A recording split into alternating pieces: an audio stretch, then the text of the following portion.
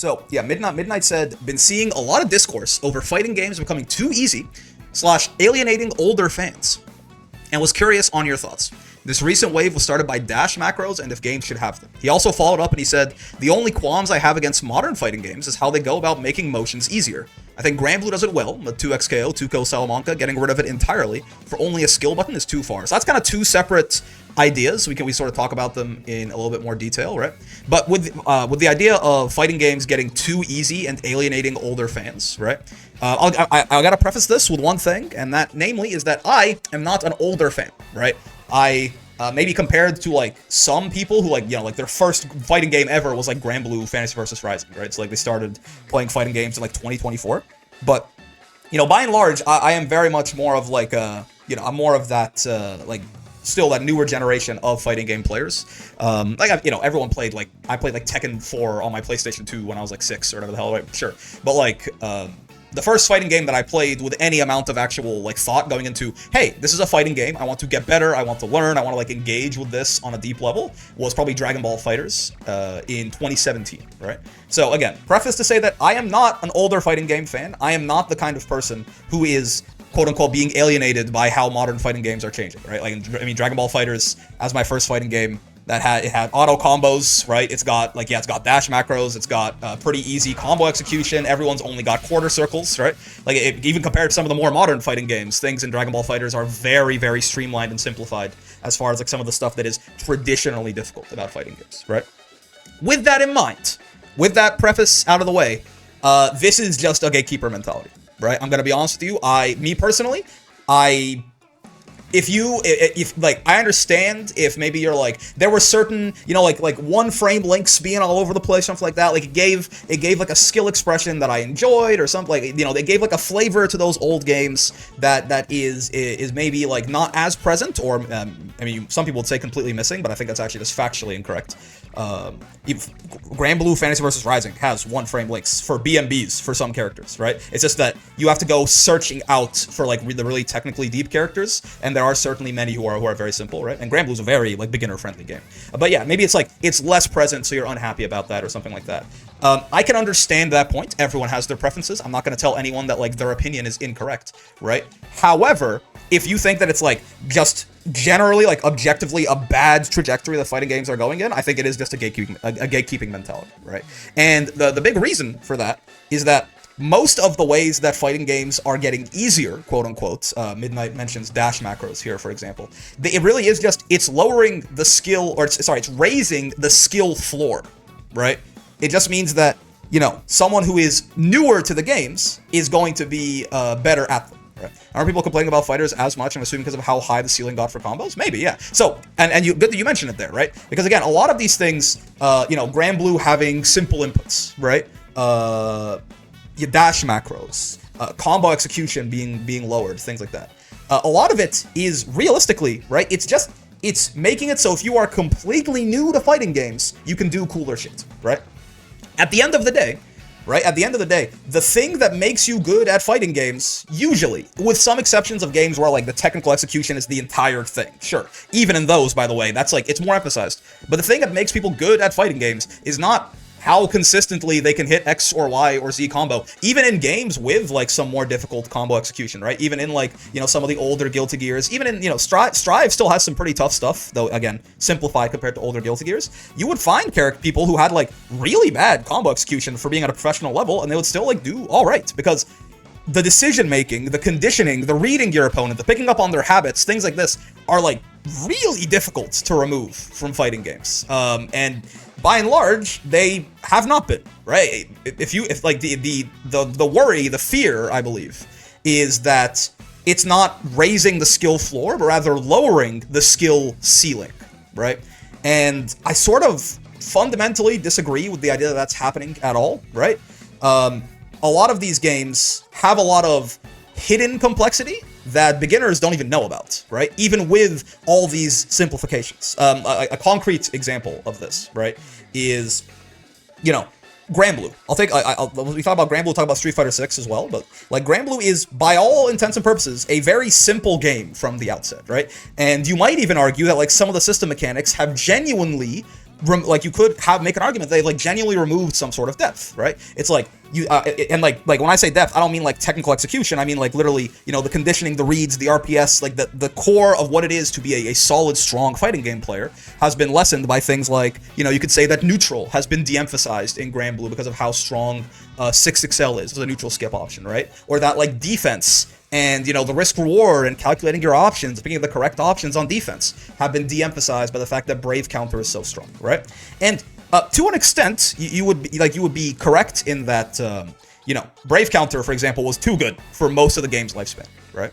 Would it be lowering the skill floor, making these things easier? I'm not saying it is a bad thing, just wanted to clarify. Well, I mean, when I say lowering the skill floor, I mean making the worst you can be at the fighting game better. But yeah, so there's an argument that, yeah, if those mechanics are way too strong, then sure, yes, maybe it doesn't, at some point, it, you know, does not matter how good you are at neutral or footsies or spacing or whiff punishing or reading your opponent's habits or whatever, if, you know, you can Brave counter or you can 6XL and go through it. But even with that in mind, even before those system mechanics got nerfed, right, it's not like you could just, it's not like people were just winning off the system mechanics alone. And it's not like even someone who was okay at the game, right, release Granblue, right? Where 6XL was at its most belligerent, Brave counter was at its most belligerent, right? Even people who were like, you know, intermediate masters, which is already, you're talking like top 3-4% of the player base, right? Even like intermediate level masters would get washed 9 times out of 10 by like the actually really strong players, right? And that's not even talking, and again, that's like, you're talking person who, on a wider scope, right? Person who is really good at the game versus person who is really, really, really good at the game. And even then, there is a big enough gap that, like, you know, people would get, if you, you know, I mean, I wasn't an intermediate level master on Granblue release, right? Like, you would see, like, you know, first to 10s of, like, tournament level players versus just guys who were pretty good at the video game, and it will be, like, 10-4, 10-2, 10-3, right? It will be stomps. It will be complete, like just get completely fucked on. Then that was when you had, quote-unquote, like, the most things that could potentially have lowered the skill ceiling of the game in one of the conceptually simplest fighting games ever released, right? In Granblue Fantasy vs. Rising. So, again, I really think that you can't, since the main thing that makes fighting games difficult, the main thing that rewards player skill is the mental game of fighting games, it's really difficult to actually just remove that in any way, shape, or form. Because even if you add really strong options, right? Even if you add really strong universal neutral skip options or defensive options or what have you, that all that does is it basically refactors the risk-reward equation that people are doing in their heads, right? And yes, sometimes things can be so over-centralizing that they make the game maybe boring to play, right? That's a whole other factor, right? That's a whole other factor, where, like, if this option is so good that the whole game revolves around it, like how defense worked with Brave counter in Granblue, right? If the option is so good that, like, all defense and all defensive interactions and all offensive interactions just revolve around it and how to stop it, that might make the game more boring, yes, that's one thing, but it does not at all change how much better a actual strong player is going to be around playing around that option compared to someone who is more intermediate or, you know, God forbid, a complete beginner, right? So my thoughts in general, Midnight, I think, are that I think by and large, it is people who grew up with something who they loved and they cared about, and they watched it change, and maybe some of the things that changed about it are things that they cared deeply about that are no longer quite, you know, there. Like, I can understand, for example, that maybe, you know, there was some Potemkin getting his Kara cancels taken away in Guilty Gear is a great example of this, right? I can understand, for example, that it's like I spent all of these times labbing these like Kara backward Mega Fists combos, something like that, or even Geef, right? Geef getting his jump cancel SPD stuff taken away, right? Like maybe you think that it's, you know, this was something that I spent a lot of time labbing. This was like skill expression. It separated like really good Geefs from really bad Geefs, right? Like it was something that only higher level Geefs could do consistently without like, you know, fucking it up and getting just a counter hit on their wake up or what have you, right? They could actually use as a serious defensive option. And then, you know, when the devs remove stuff like that, now to be fair, the Street Fighter 6 devs did not remove jump cancel SPD to make the game easier. They removed it to buff throws because they want throw loops to be very strong in this game. It's one of the big reasons that I'm not entirely sure they're going away in Season 3. I hope so. But like, you know, maybe not. Like it seems to not really align with what the devs are going for right now. But that aside, I can understand being like, I like that. You removed that. I like this game less now, right?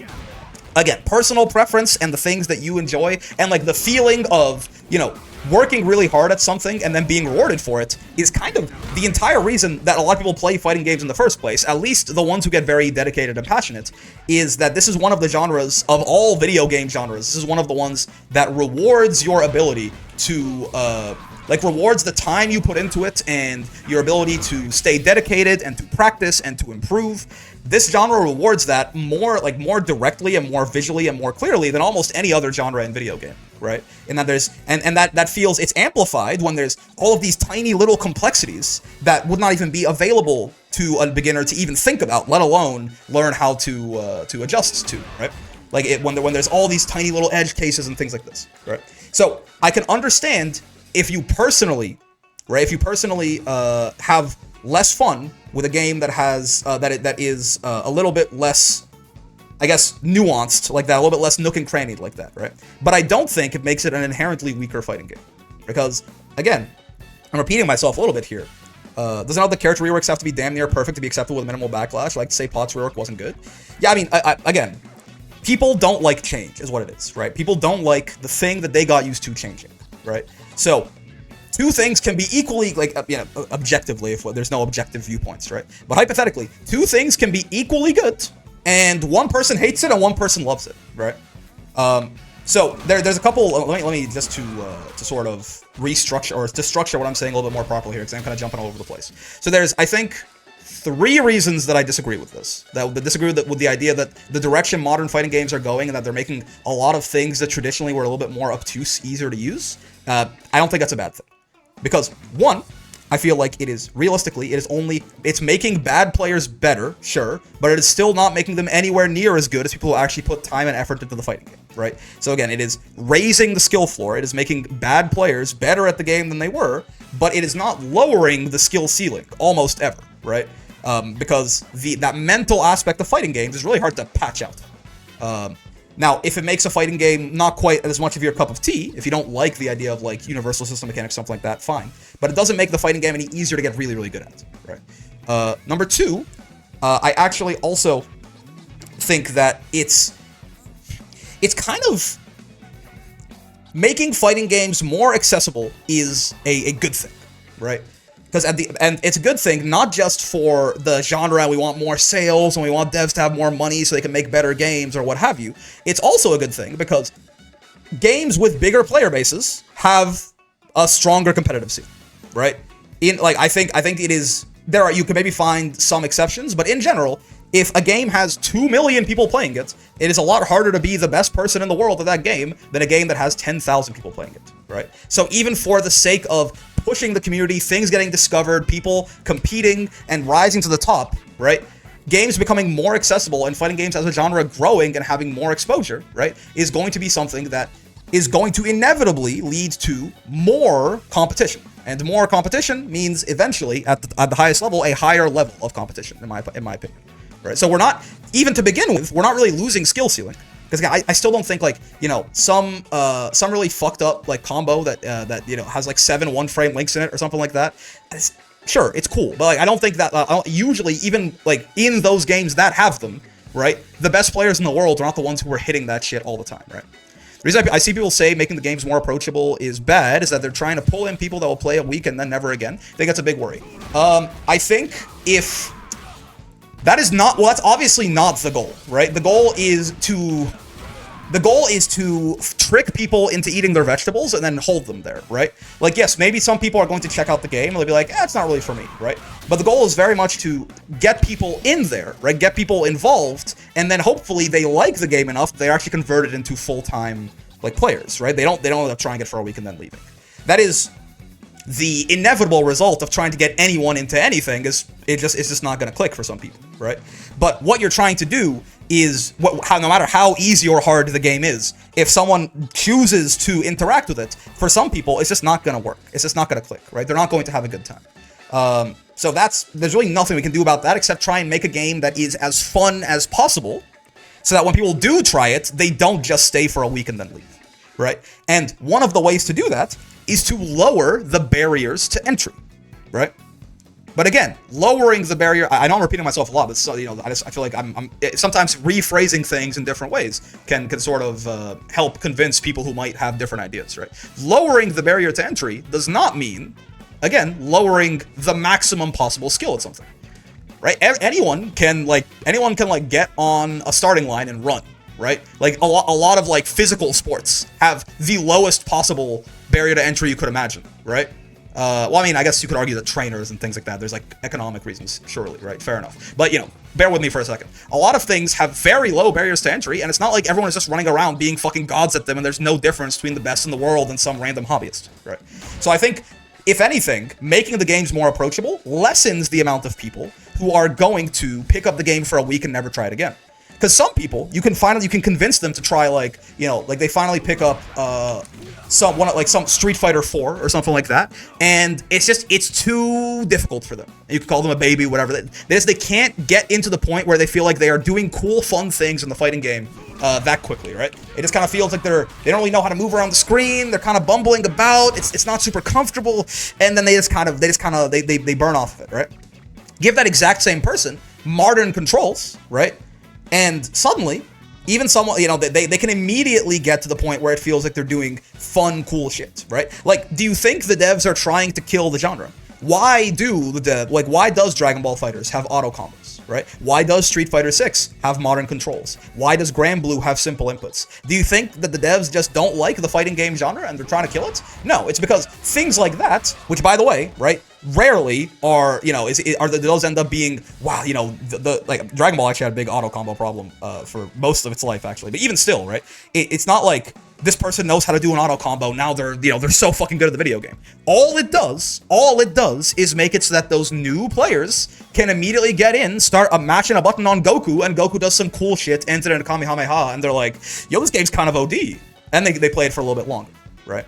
So, again, I it's kind of fundamentally, like, the fundamental idea behind this, I feel like making the games more approachable doesn't affect high-level play almost at all, right? You could argue that, again, at a certain point, maybe.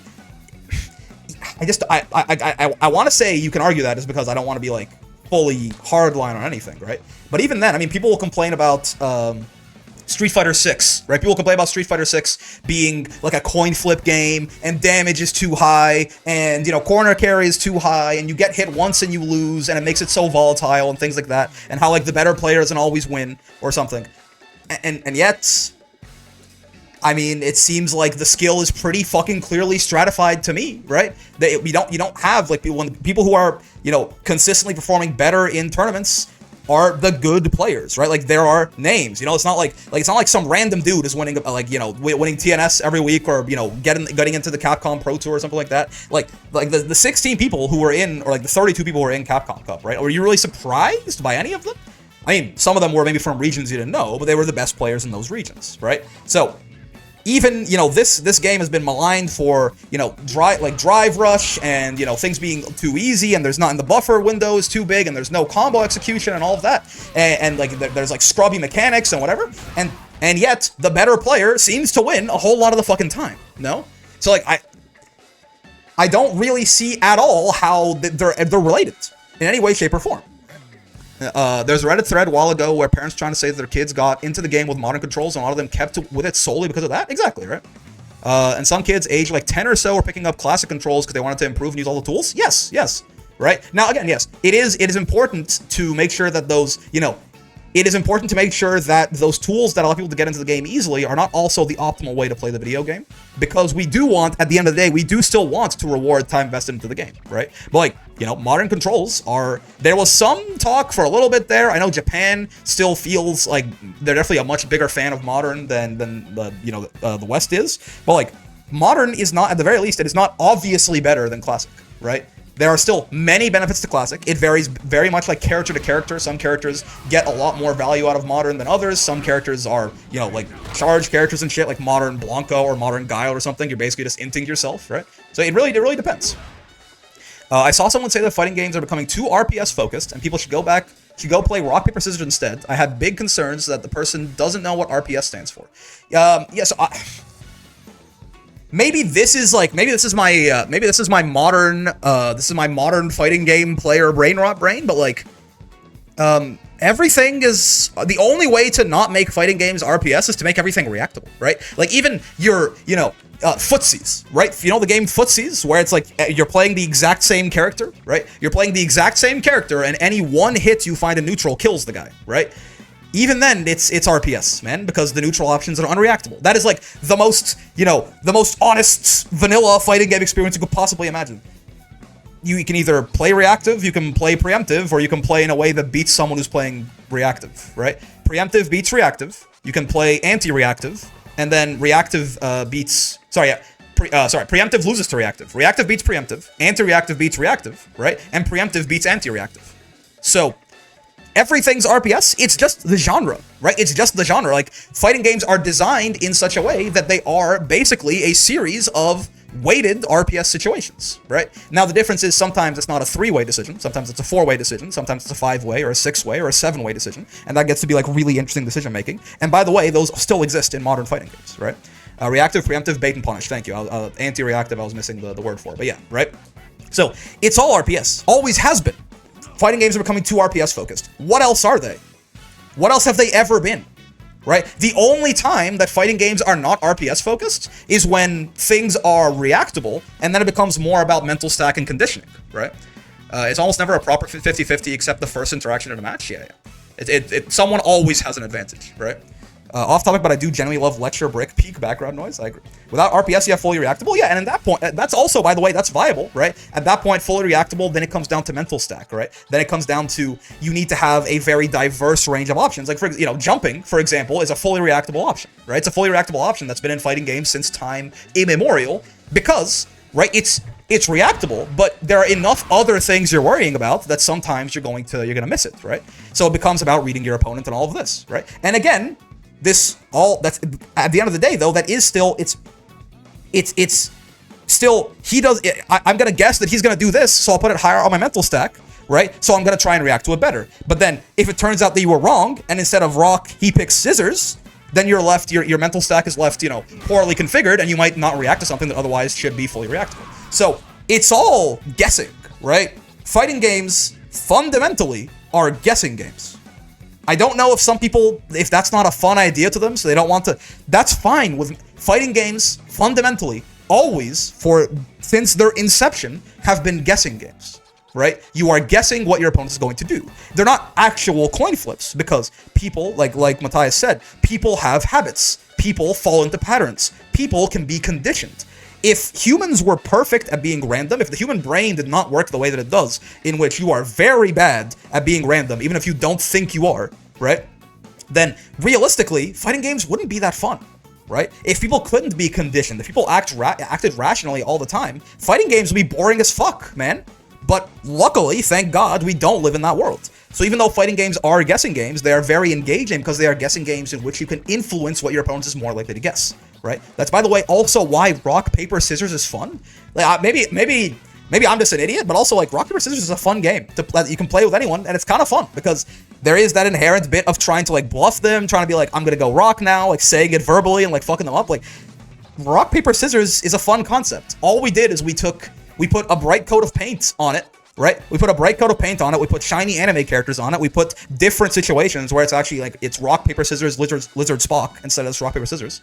And we called it fighting games, right?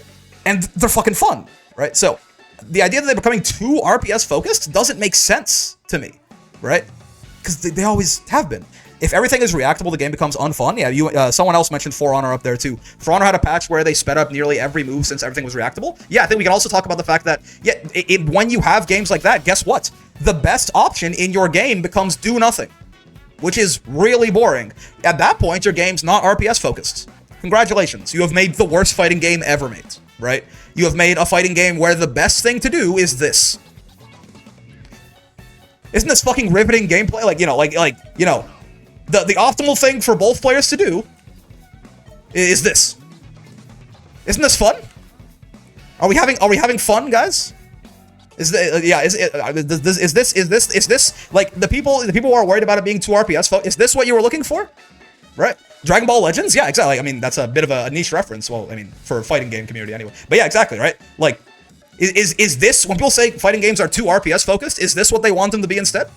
Is this what they would find fun? Because it's a little hyperbolic, but like, there really are only two options. Either you have unreactable options in your fighting game, in which case it's RPS focused, or you don't, in which case it's this. Oh, not that. It's this, right? Yeah, I just...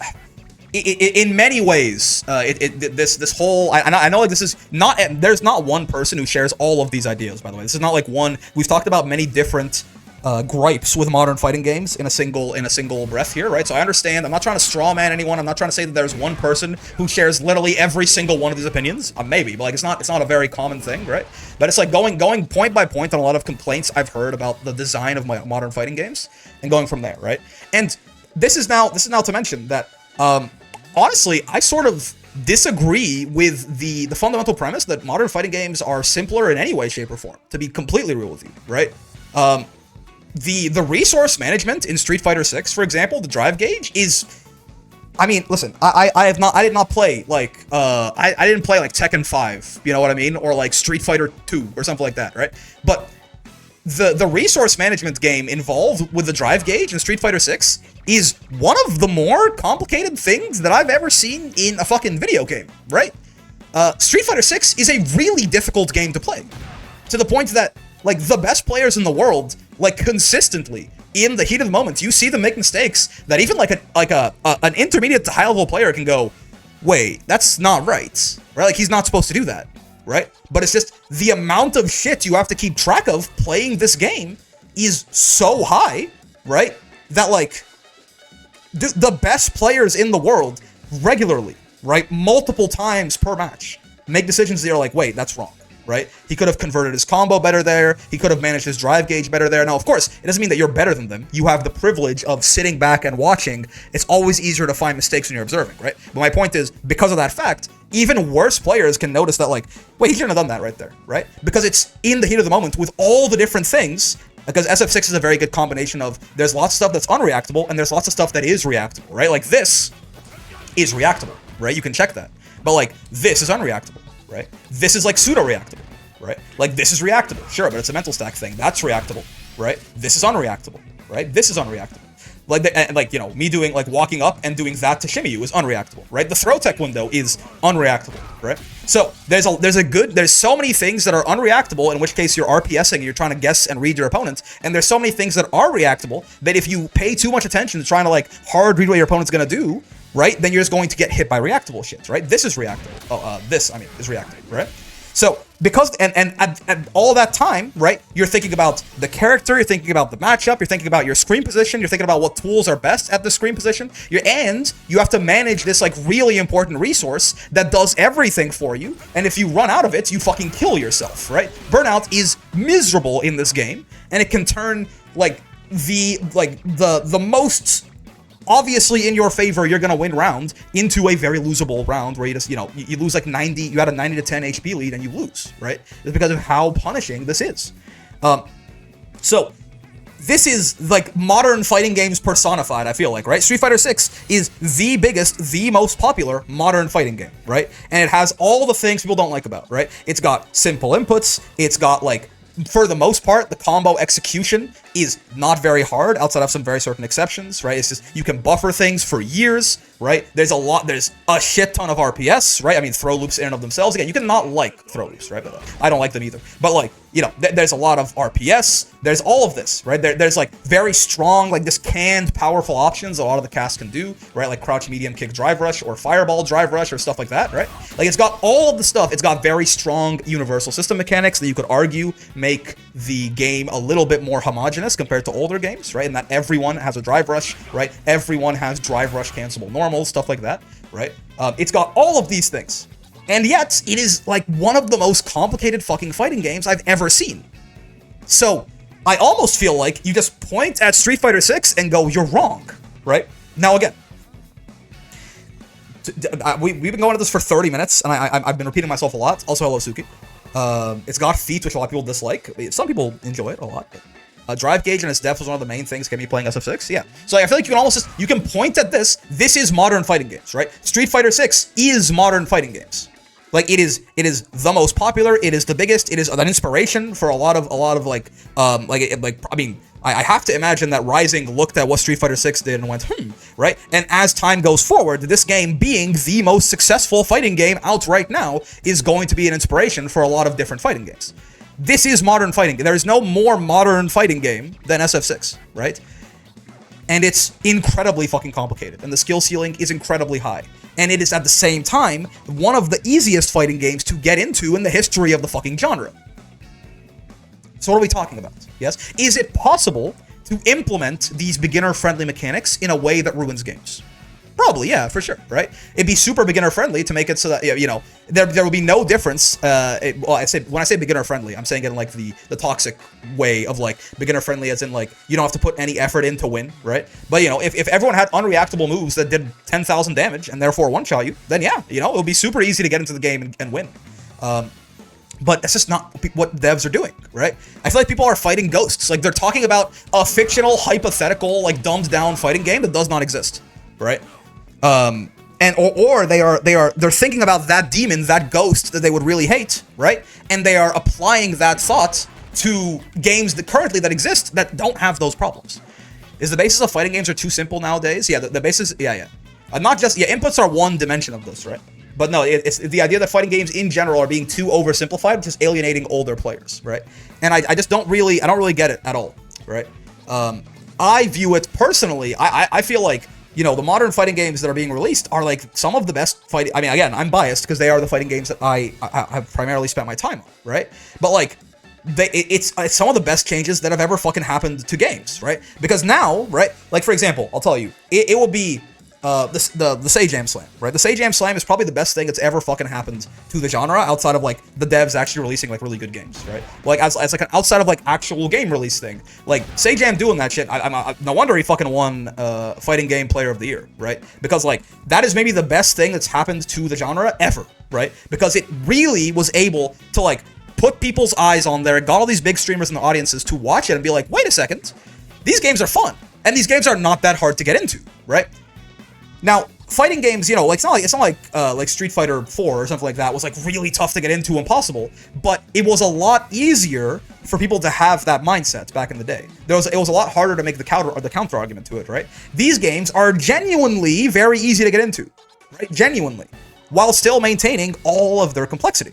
This is just perfect, you know. So, again, Street Fighter 6 is not a perfect game, but like this design philosophy of the game is super easy to get into. It's super easy for beginners to start playing and feel cool. And yet, there's an ocean of depth between them and the best players in the world. I really don't. I don't understand any sort of hatred for this at all. Right? It does not track to me in any way, shape, or form. The final thing that I guess I'll say on this, I'll repeat it again, just because I know this can, you know.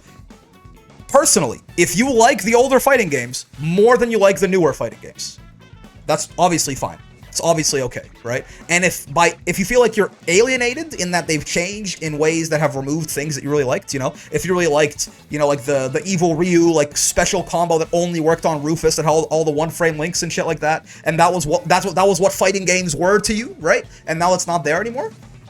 I mean, that's also totally fair, right? Your opinion is totally valid. It's like, you know, if that was what fighting games were to you, and now that isn't there anymore, and you're like, well, I guess this whole fucking all these modern games suck. I'm just gonna stick to like, you know, Guilty Gear Accent Core Plus R or something like that. Then like, by all means, man, right? I'm not gonna yuck your yum, but like, don't yuck my yum, man. I think it's people just don't like change, and that's understandable. That's understandable, but I don't think it makes the games worse, right? If you prefer the old thing, that's okay. Like, this is, you know, I think it's always good to have some cross-genre perspective on this too, because I feel like sometimes we get a little bit bogged down in our own genre and thinking that fighting games are somehow special, right? But realistically, right? Like my first Civilization game was Civilization 5, right? Civilization 5. I liked Civ 5, especially with Brave New World and Gods and Kings and all of this, right? I liked Civ 5 a lot. Back when Civ 5 was like new, all these like Civ 4 boomers were telling me that like, you know, oh, Civ 4 is way better and Civ 3 is way better and stuff like that. And I was like, no, I like Civ 5. And then Civ 6 came out and I was like, I kind of still like Civ 5 better, right? I kind of like Civ 5 better still. I think I'm just going to keep playing Civ 5, right? But at no point was I like, this Civilization 6 game is like pure ass dog shit horrible. It was more, I was like, this is not for me, right? So I liked the thing that I enjoyed, I kept playing. So I definitely understand the idea of like, some like a new thing might just not vibe with you in the same. So it's like Stockholm syndrome. No, it's not. It's really not Stockholm syndrome. I think we can be, the Ezio trilogy is still the best parts of Assassin's Creed. Exactly. Again, I don't think we have to be like cynical about it. It's not Stockholm syndrome. It's not, you know, the thing you are familiar with. Humanity is, we are hardwired. Dark Souls 1 is still the best Dark Souls. Again, humanity is hardwired to not like change, right? And that's okay. There's nothing wrong with that, right? So if the older shit, like if you know, despite all the nice things I can say about Street Fighter 6 or about Grand Blue Fantasy vs. Rising or what have you, that's not what Stockholm syndrome means. It's not Stockholm syndrome whatsoever, right? But yeah, so like if despite all of that, you're just like, I don't know, man. I just like Street Fighter 4 better. I just like Third Strike better, right? I like like the old Guilty Gears better. You know, I like vanilla Grand Blue better. Whatever you want to say. Totally valid, right? But it's a very different thing to be like, no, actually, these new fighting games are bad. I don't think it's a bad thing. I don't think it's a bad thing at all, and I heavily disagree with the idea that modern fighting games are going in a bad direction whatsoever.